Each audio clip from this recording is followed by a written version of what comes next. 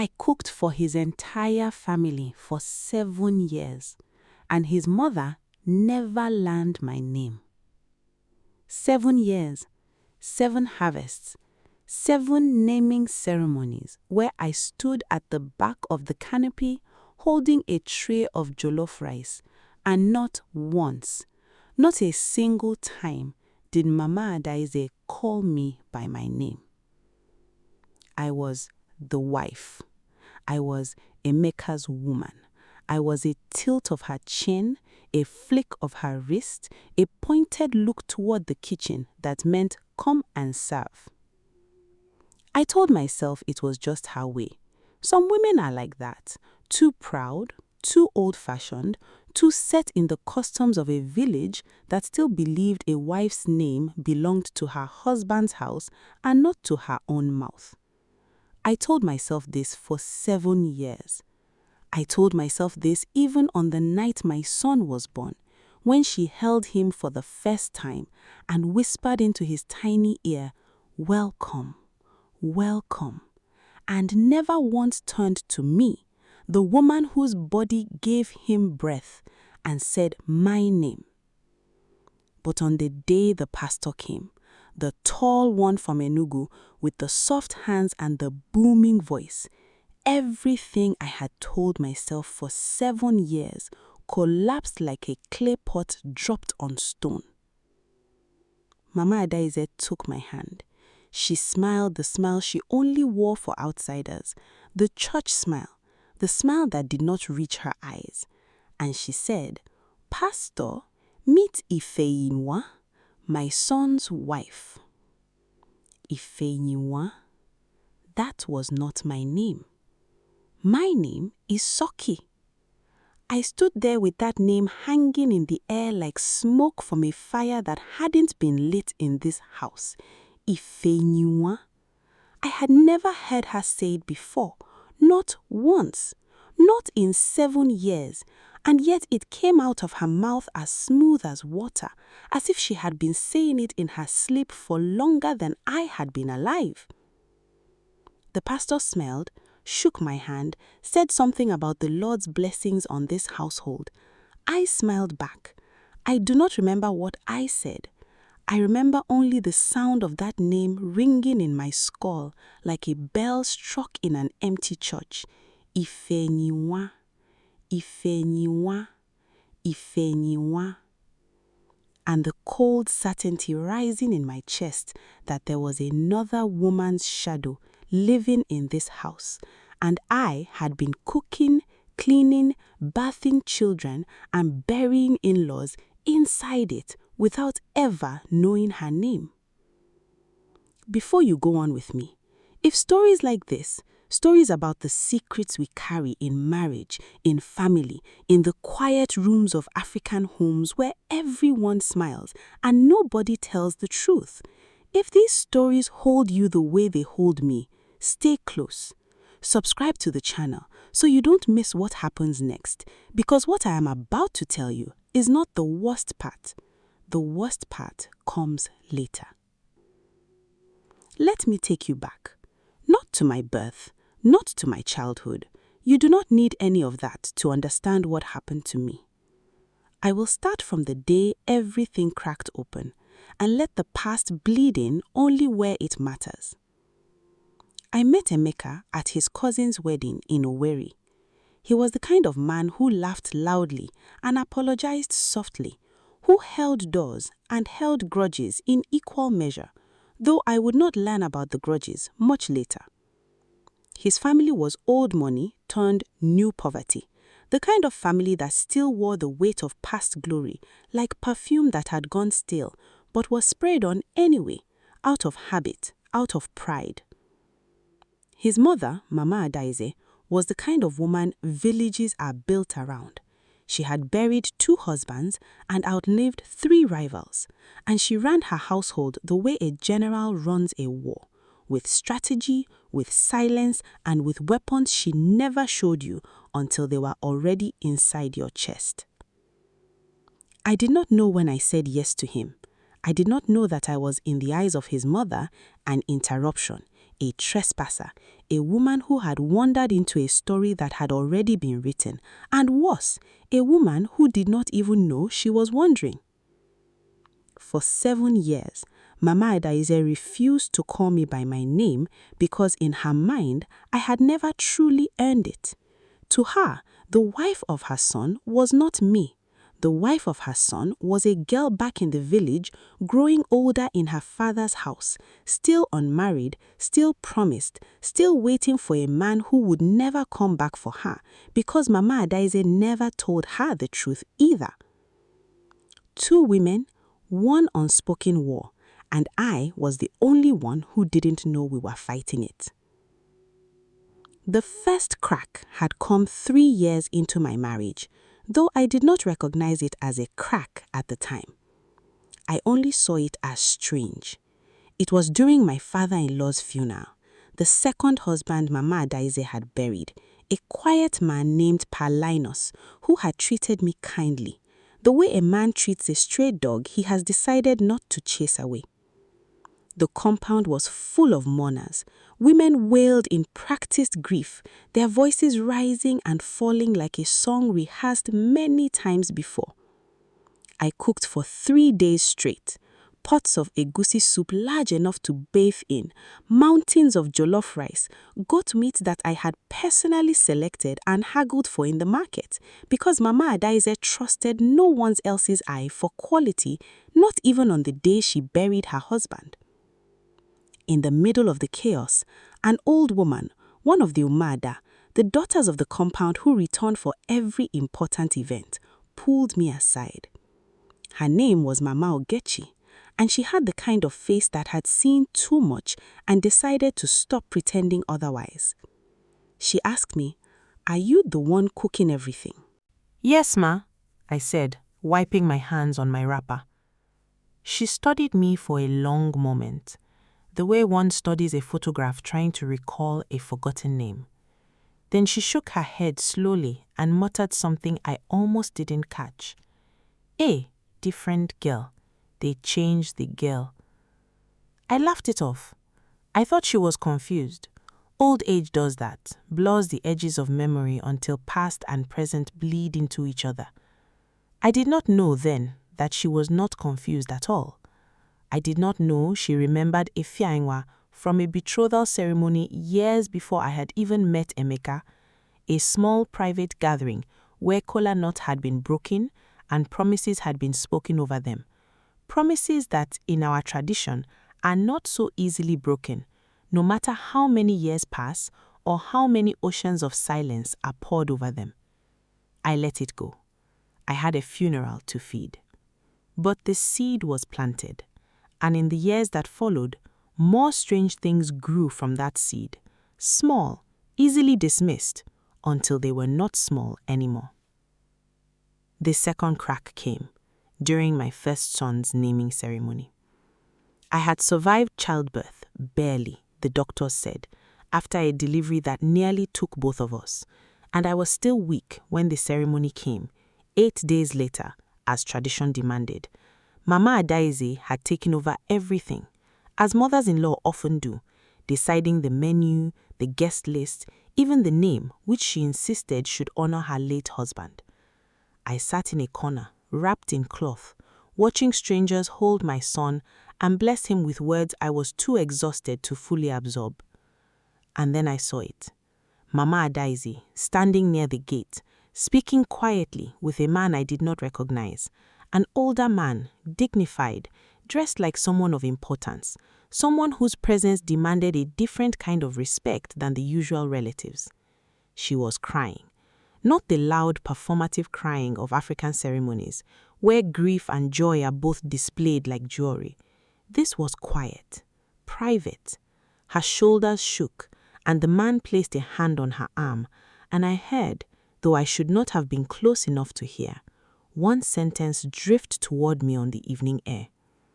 "She is still waiting for him, Adaize. How long will you make her wait?" I did not understand it then. I assumed it was about some other family matter, some other her that had nothing to do with me. I was 23 years old, exhausted, bleeding, and in love with a man I believed loved me back without complication. I did not yet know how to listen for the sound of my own name being erased in real time. The third crack, the one that should have broken everything open if I had been paying closer attention, came during a phone call I overheard 4 years into the marriage. Emeka had stepped out to the veranda to take a call, the way he often did when business partners rang late at night. I was folding laundry in the room next to the veranda, and the window was open, and his voice, usually so controlled, cracked in a way I had never heard before. I told you it's handled. My mother is handling it. No, she doesn't know. Because if she knows, it will destroy her. That's why. I am not going back on what I built here. I have a wife. I have children now. Tell her to stop sending these messages. My hands stopped moving. Tell her, stop sending these messages. She doesn't know. I told myself. Again, always telling myself things, always building little walls of explanation around the cracks in a marriage, that it was business, a debt, a misunderstanding with a relative, something boring and bureaucratic, the way most secrets in marriage pretend to be boring and bureaucratic until the day they are not. I did not ask him about it. I have asked myself many times since why I didn't ask. Was it fear? Was it the exhaustion of raising 2 children under 5 while running a household that never said thank you? Or was it something simpler and more shameful, the fear that asking would mean hearing an answer I could not undo? Whatever the reason, I folded the laundry. I went to sleep. I let the crack seal itself shut with silence, the way so many cracks in marriage are sealed, not with truth, but with the desperate hope that ignoring something is the same as it not existing. It was not. Now we return to the pastor's visit, the day the name came out of Mama Adaize's mouth like a confession she didn't know she was making. After the pastor left, I did not confront her immediately. I have learned in 7 years of marriage to a man whose family speaks in riddles and silences that confrontation without evidence is a door slammed too early. It only teaches your enemy to lock the next one tighter. So I waited. I watched. And 3 days later, while Mama Adaize napped in the afternoon heat, I did something I am not proud of, but do not regret. I went through her old metal trunk, the one she kept locked beneath her bed, the one she always said held nothing but old photographs and church programs. It held more than that. It held a small leather pouch, like the kind used to store kola nut during traditional ceremonies, dried and cracked with age. It held a photograph, faded, the edges curling, of a teenage Emeka standing stiffly beside a girl I did not recognize, both of them dressed in matching wrappers, the color of palm oil at sunset, an older man's hand resting on each of their shoulders like a blessing or a binding. And it held letters, many letters, written in a careful looping hand, addressed to Mama Adaize, spanning years, the most recent dated only 4 months earlier. I read one. My hands were shaking so badly I nearly tore it. Ma, it has been 8 years now. My father says I should marry elsewhere, that no man waits this long for nothing, but I cannot. You promised me when I was 16 that I would be Emeka's wife. I have heard he has married another woman, that he has children now, but you have never told me this is finished. Please, I am 30 years old. Tell me the truth, even if the truth breaks me, because this silence is breaking me slower and crueler than any truth could. I sat on the cold floor of that room with that letter in my lap, and I understood, finally, completely, the shape of the war I had been living inside without ever being told its rules. Ifeanyiwa was real. Ifeanyiwa was waiting. Ifeanyiwa believed, because no one had told her otherwise, that she might still become Emeka's wife. And Mama Adaize had let her believe it for 8 years, even after I arrived, even after I married her son, even after I gave her grandchildren. She had kept that door open in some other woman's heart because closing it meant admitting to a debt unpaid, a promise broken, a family obligation she could not bear to lose. And because I would learn even later, there was something more than money tied to that promise. There was land. There was a piece of inherited family property that by old agreement would only transfer fully to Mama Adeze's side if the marriage between the two families was completed. Ifeyiwa was not just a forgotten fiancée.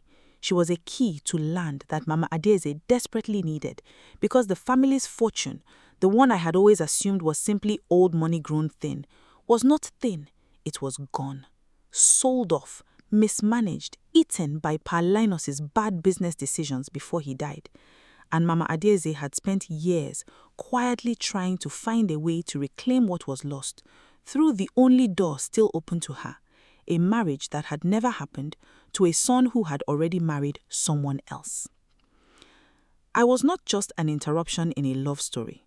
I was an obstacle standing between an old woman and the land that would save her family from a poverty she was too proud to admit to anyone, even her own children. If you have ever discovered that the family you married into was carrying a secret bigger than you, bigger than your marriage, even bigger than love, you understand why I am telling you this story so slowly, so carefully. Some truths do not arrive all at once. They arrive in pieces like a puzzle assembled in the dark, and you do not see the whole picture until your fingers have already bled from the edges. If this is the kind of story that keeps you up at night thinking about the people around you, the silences in your own family, don't forget to subscribe. There is a reason I am still here to tell it, and you will understand why very soon. I confronted Emeka first, not her mother, him. I waited until the children were asleep, until the house had settled into the particular quiet of late night in a Nigerian household. Generator humming, crickets calling, the distant bark of a neighbor's dog. I placed the photograph and one letter on the table between us, and I said nothing. I let the silence do what my voice could not. He went pale. Then he wept. Actual tears, not the performative kind, but the kind that comes from a place a man tries very hard never to visit. It was a boy, Sochi, he said. 19. My mother arranged it before I even understood what marriage meant. I left for Lagos to escape it, not because I didn't respect her, but because I could not marry a girl I had never chosen, who had been chosen for me like a piece of furniture passed down through a will. And yet you let her wait. 8 years, Emeka. 8 years. She has believed there is still a door open for her, and you knew. That phone call I overheard 4 years ago, that was her, wasn't it? He did not deny it. His silence was its own confession. I told my mother to end it years ago, he said. I told her to tell Ifeyinwa the truth, to let her go, to let her marry someone else and live her life. My mother kept saying she would. She kept saying, not yet, not yet. I assumed it was finally finished. I swear to you, Sochi, I assumed it was finished. It is not finished, I said. Your mother introduced me to a pastor using her name 3 days ago. That is not the slip of an old woman's tongue. That is a woman who has spent so many years rehearsing a different future that the wrong name fell out of her mouth before she could stop it. He had no answer for that. None of us did. The confrontation with Mama Adeze came 2 days later at a family gathering meant to celebrate the harvest, an irony I did not miss, given that the very land tied to this secret was the kind of land that should have been celebrated at harvest if it had not been so tangled in deception. I did not plan to expose her in front of everyone. I am not a cruel woman, whatever else this story may suggest about my patience or my pride. But Mama Adeze, sensing perhaps that something in me had shifted, that the quiet wife who served and smiled and absorbed every slight had changed into something sharper, made the mistake of testing me in front of witnesses. Ifeyinwa, she said, gesturing toward the kitchen where I stood with a tray of palm wine, bring more cups for the elders. The compound went still. Not because the name itself was shocking to everyone. Many of the older relatives I would later learn had heard that name whispered in connection with Emeka long before I arrived and had simply assumed, out of politeness or cowardice, that it was not their business to correct an old woman's habits. But this time, I did not move. My name, I said, loud enough for the whole canopy to hear, is Sochi. It has been Sochi for 7 years. It was Sochi the day I gave birth to your grandson, on a bed soaked in my own blood. It was Sochi the day I buried your husband and cooked for 300 mourners with my own hands swollen from chopping firewood. I have answered to the wife and Emeka's woman for 7 years out of respect for you, Mama, but I will not answer to a stranger's name in front of my own children. The silence that followed was the kind that has weight, the kind you can feel pressing against your ribs. Mama Adieze's face cycled through several emotions before settling on something I had never seen on her before: defeat. You went through my things, she said quietly. It was not a question. I found a woman who has spent 8 years of her life waiting for a wedding you never intended to give her, and a piece of land you never told your son's wife she was standing in the way of. Emeka stepped forward then, placing himself between his mother and me, not to defend her, but to finally speak the truth out loud in front of the family that had let this secret rot in the walls of their compound for nearly a decade. "It's true," he said, his voice shaking but clear. "There was an arrangement. My mother kept it alive long after I married Sochi because of land tied to my father's old business debts. Ifeinwa has been waiting because my mother let her believe there was still something to wait for. I am ashamed that I assumed it was handled. I am ashamed that I did not ask harder questions when I should have." An aunt in the back fainted, theatrically, the way aunts at family gatherings often do when the truth finally arrives uninvited. Children were hurried away. Someone fetched water. And underneath all of it, Mama Adiaze sat in her chair like a queen, finally stripped of the only kingdom she had left, the kingdom of being the only one who knew everything. You would think this is where the story ends. Exposure, confrontation, the truth dragged into daylight where it can finally stop festering in the dark. But truth, once spoken, does not behave the way we expect it to. It does not simply resolve things. Sometimes it only rearranges the wreckage. 3 weeks later, Ifeinwa came to the compound herself. I had imagined her many ways in the days since I found that letter, as a villain, as a victim, as a ghost haunting a marriage she had no real claim to. The woman who arrived was none of those things entirely, and all of them a little. She was tall, composed, with eyes that had clearly cried more than they smiled in recent years. She did not come in anger. She came, she said, because she had finally received a letter, not from Mama Adiaze, but from an anonymous relative who had grown tired of watching the lie continue, informing her that Emeka had married years ago, that there were children, that the promise made when she was 16 had quietly died long before anyone bothered to tell her it was buried. She stood in the compound, facing Mama Adiaze, her voice trembling but her spine straight. 8 years, Mama. 8 years, I refused 2 other suitors because you told me to wait. 8 years, I told my father not to worry, that the Okoye family always keeps its word. You let me become this, a 31-year-old woman with no husband, no children, mocked quietly in my own village to protect a debt and a piece of land that was never mine to lose in the first place. Mama Adiaze, for the first time in 7 years that I had known her, did not have an answer dressed up in pride.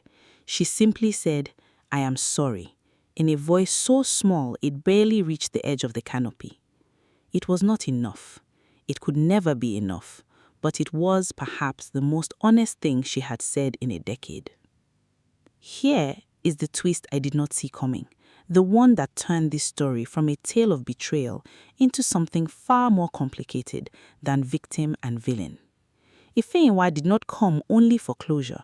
She came with a lawyer's letter of her own, one that revealed the land in question, the land Mama Adiaze had spent years protecting through silence and manipulation, had already been quietly sold 2 years earlier by Mama Adiaze's own younger brother, who had forged her signature, fled to Port Harcourt, and used the proceeds to fund a business that had since collapsed.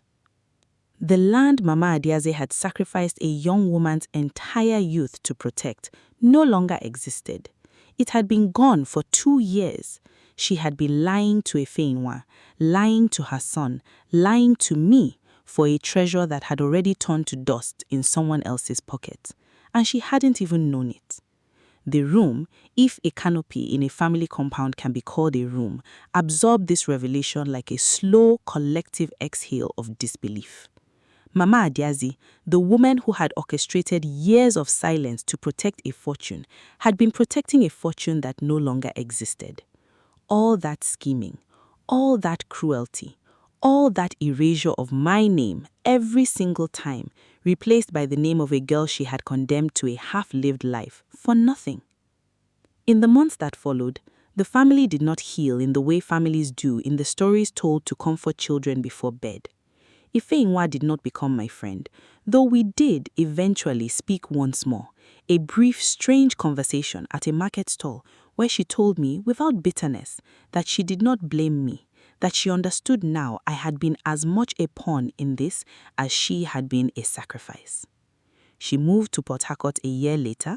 I heard through the long chain of relatives who carry news like rivers carry silt, that she married a widower with 2 children of his own, a man who, she said, finally called her by her name the very first time they met, as though it was the easiest, most obvious thing in the world. Mama Adiaze never fully recovered her standing in the family. The cousins who once deferred to her now spoke over her at gatherings. Her younger brother, the one who forged her signature, was never prosecuted.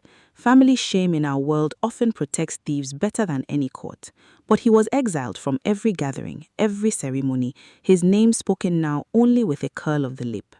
And Emeka and I, we did not divorce, though there were nights in that first year when I considered it seriously enough to pack a bag and leave it by the door, just to see if I could.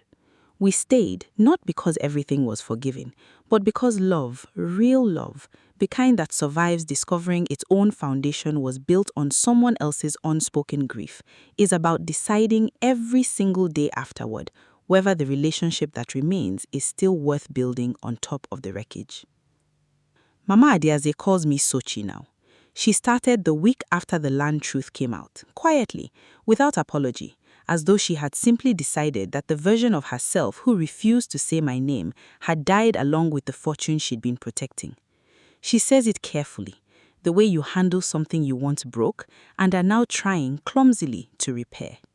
It is not enough to undo 7 years, but it is, finally, my name. There is something else I learned much later, long after the dust of that harvest gathering had settled into the kind of quiet that families mistake for peace.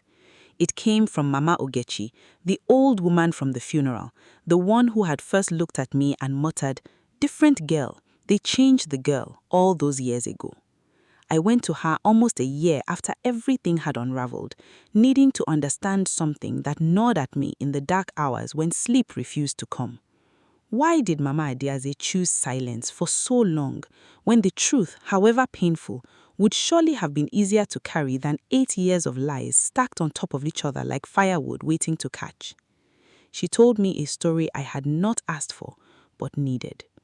"You think Adiaze did this only for land," she said, shaking her head slowly. "Land is what she told herself. But I knew that woman when she was young, when she herself was promised to a man she did not love by a family that needed the alliance more than they needed her happiness.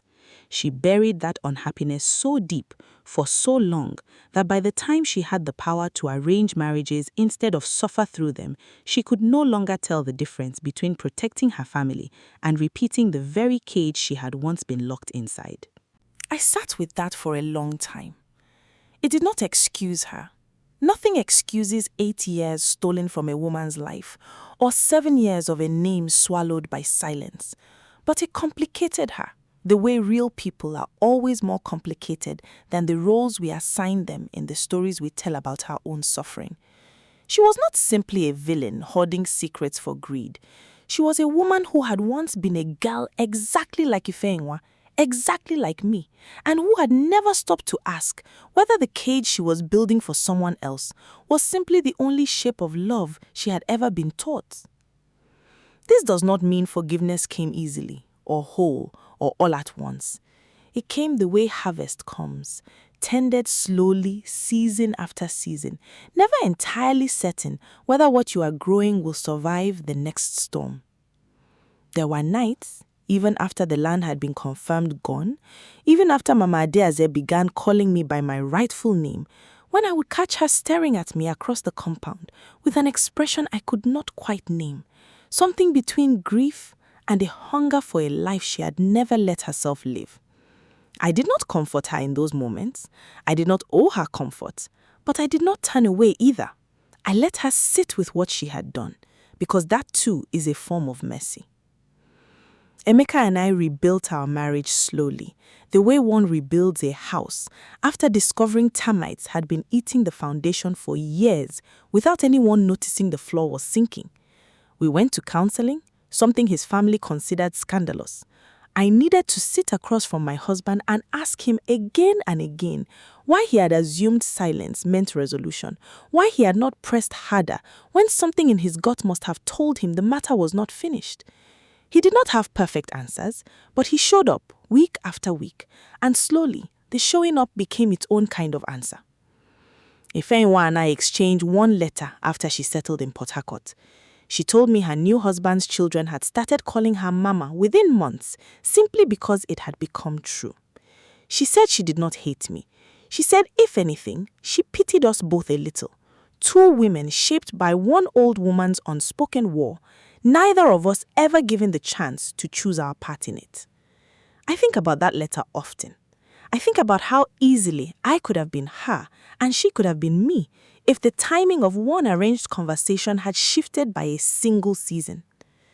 And I think about all the women cooking right now in compounds across this country for families who refuse to say their names, mistaking the silence for tradition instead of recognizing it for what it often is, a wound someone older decided was easier to pass down than to heal. If you are one of those women, hear me clearly. Your name is not negotiable. It is not a privilege your in-laws grant you for good behavior.